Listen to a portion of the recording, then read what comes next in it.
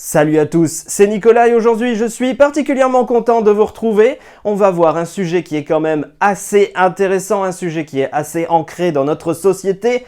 Comment apprendre à dire non facilement ?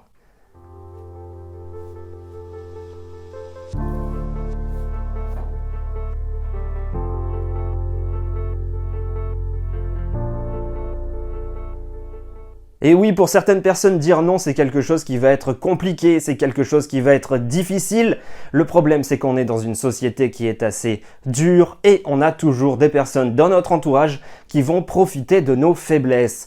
Inconsciemment ou pas, Des fois, les personnes ne sont pas fondamentalement des méchants, mais s'ils voient une opportunité pour se faciliter la vie eux-mêmes, ils vont y aller et de l'autre côté, ils vont se déculpabiliser en disant « Oui, mais il n'a pas dit non !» ou elle n'a pas dit non, donc c'est bon, il faut qu'elle le dise si elle n'est pas d'accord, si elle n'a pas envie de le faire. Il faut qu'il le dise s'il n'a pas envie de le faire. Et le problème, c'est que bien souvent dans ce genre de situation, vous avez la sensation de vous faire marcher dessus si vous n'arrivez pas à dire non, si vous acceptez toujours tout ce qui se passe. Et en fait, c'est votre estime de vous-même et c'est votre confiance en vous qui va progressivement se faire piétiner, jusqu'à qu'elle soit véritablement écrasée et que ça crée d'autres problèmes par la suite. Et il faut être honnête l'un avec l'autre. Je pense que les choses qui vont casser notre estime de nous-mêmes, les choses qui vont casser notre confiance en nous, c'est des choses qui sont pas fondamentalement cool. Donc je vous propose de voir quelques clés, de voir quelques points pour aller de l'avant et arrêter de vous abîmer. Il faut prendre cette vidéo comme une vidéo exercice avec des exercices à faire. Entraînez-vous quotidiennement, entraînez-vous dans votre famille, entraînez-vous dans le milieu professionnel, entraînez-vous où vous voulez, mais vous allez apprendre à dire non si vous y mettez un petit peu du vôtre. Alors bien sûr, ce que je vais pouvoir vous donner comme clé, c'est très généraliste. À vous ensuite de l'adapter par rapport à la situation.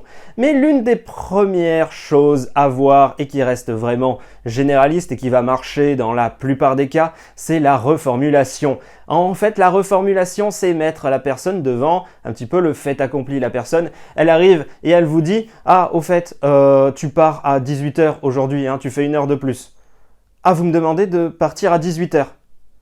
Voilà, cette simple phrase va mettre la personne devant le fait accompli un petit peu et va peut-être commencer à se perdre et va commencer à vous ouvrir des portes. Enfin, si vous ne pouvez pas, je vous préviens au dernier moment, donc peut-être, Bien sûr, selon les personnes, ça peut ne pas marcher parce qu'il y a des personnes, on va utiliser les mots qui sont vrais, c'est des connards.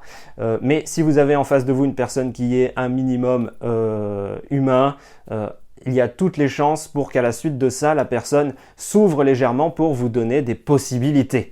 Donc la reformulation, répéter les choses, ça marche vraiment très bien dans tous les cas de figure, que ça soit dans la famille ou que ça soit dans le milieu professionnel.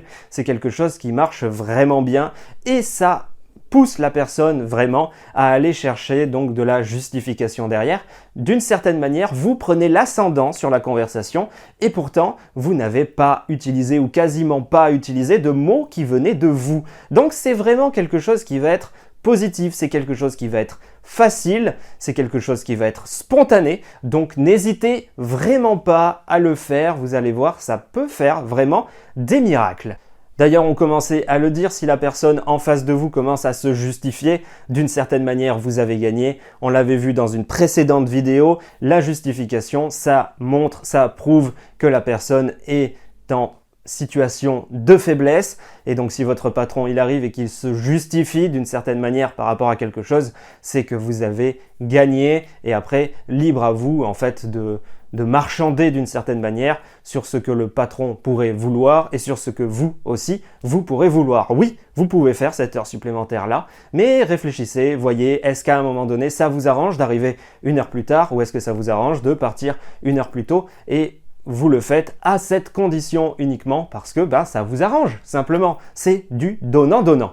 D'une certaine manière, mais donc à l'inverse, si vous n'avez rien à négocier par rapport à vous, dites simplement une phrase comme « Ah non, je suis désolé, c'est pas possible ».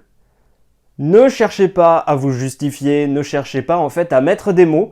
Plus vous allez mettre de mots et plus vous allez mettre d'idées, plus la personne qui est en face va à son tour pouvoir essayer de négocier par rapport à ce genre de choses. Si vous dites par exemple « Ah non, je suis vraiment désolé, il faut que j'aille chercher mon fils au sport », Et ben là, le patron, il va dire, mais il est pas grand votre fils, il peut pas se débrouiller tout seul.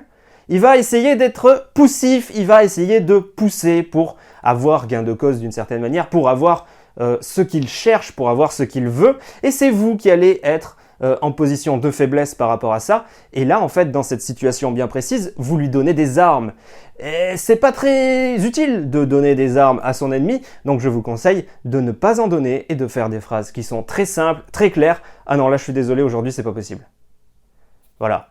Pas de négociation, pas de possibilité. Non, c'est pas possible. J'ai des choses à faire dans ma famille si vraiment il insiste. Mais restez toujours très vague. N'allez pas chercher à mettre des noms, à mettre des gens. Voilà, c'est le genre de truc où il pourra utiliser ce genre de réponse contre vous. Et donc, évitez-les au maximum. Ça marche autant dans le milieu du boulot, là c'est plus un exemple boulot, mais ça marche aussi dans le milieu de la famille. Alors bien sûr, il y a aussi le cas de figure, vous pouvez n'accepter qu'une partie de la demande. On vous demande de rester 1 heure en plus à votre boulot. Ça rentre dans la forme de négociation qu'on voyait un petit peu avant. D'accord, je ne peux rester qu'1 demi-heure. Vous faites un pas en avant par rapport à la demande, mais en même temps, vous n'êtes pas un paillasson sur lequel on peut marcher. Vous avez votre vie, vous avez des empêchements. Vous ne pouvez pas rester plus longtemps et vous ne précisez pas ce qui vous empêche de pouvoir rester plus longtemps. Je peux rester 1 demi-heure. Est-ce que vous, ça vous arrange ou ça sert à rien? Voilà. En fait, vous retournez la question, vous reposez une question derrière pour savoir à la personne si ça l'arrange ou si ça l'arrange pas. Vous, à ce moment-là, vous pouvez faire ça. Donc là, on était dans le milieu du boulot, on va quand même donner un exemple dans le milieu de la famille. Votre enfant, votre adolescent, votre adolescente vient vous voir et pour un petit peu aucune raison quelconque, vous demande de l'argent pour un cadeau. Et là, vous lui répondez simplement « à Noël, pas avant ». Il y a une forme de oui dans cette phrase, mais ce n'est pas le oui que la personne en face, que votre adolescent peut attendre. Pourtant, il va falloir que votre adolescent il attende parce que c'est vous qui décidez. Vous ne vous laissez pas marcher dessus et c'est très important de ne pas se laisser marcher dessus. Comme je le disais, à chaque fois que vous cédez d'une certaine manière, c'est votre confiance en vous, c'est votre estime de vous-même qui en prend un coup et ce n'est pas quelque chose de positif pour vous sur le long terme. Donc veillez à bien prendre soin de vous et à ne pas faire des choses dont vous n'avez pas envie. Et vous alors, est-ce que vous utilisez d'autres techniques pour dire non facilement? N'hésitez pas à le dire en commentaire. Oui, cette vidéo était un petit peu courte. Le non, le savoir dire non est quelque chose d'un petit peu compliqué. Avancez pas à pas, faites des exercices, prenez le temps de respirer avant de répondre. N'ayez pas peur des silences. Au contraire, apprivoisez les silences. C'est la personne en face qui va se sentir mal. Je suis sûr que vous pouvez le faire. Ce n'est pas un exercice qui est très compliqué.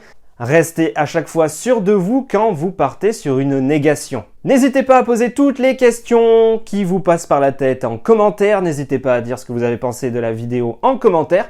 Moi, je répondrai à tout ça. J'aime vous répondre, j'aime échanger avec vous. Et si jamais vous posez une question qui est un petit peu plus compliquée, qui demande un petit peu plus de temps de réponse, eh bien, j'en ferai une vidéo. Donc vraiment, n'hésitez pas. Prenez bien soin de vous, on se retrouve très bientôt pour une nouvelle vidéo. Salut à tous!